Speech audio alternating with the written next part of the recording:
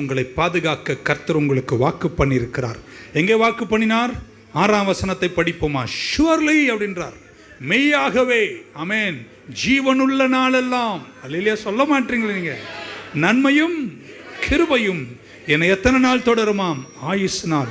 Surely அப்படின்னா சர்டன்லின்னு அர்த்தம். நிஜமாகவே, கண்டிப்பா உன்னை கர்த்தர் கைவிட மாட்டார்.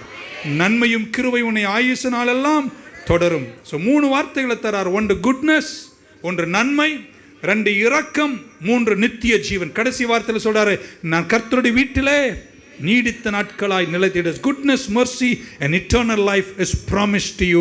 கடவுள் உங்களுக்கு வாக்கு பண்ணின 3 விஷயங்கள். 1 நன்மைகள், 2 இரக்கம், 3 நித்திய ஜீவன். அல்லேலூயா சொல்லுங்க பார்க்கலாம். ஷுவர்லி என்றார்.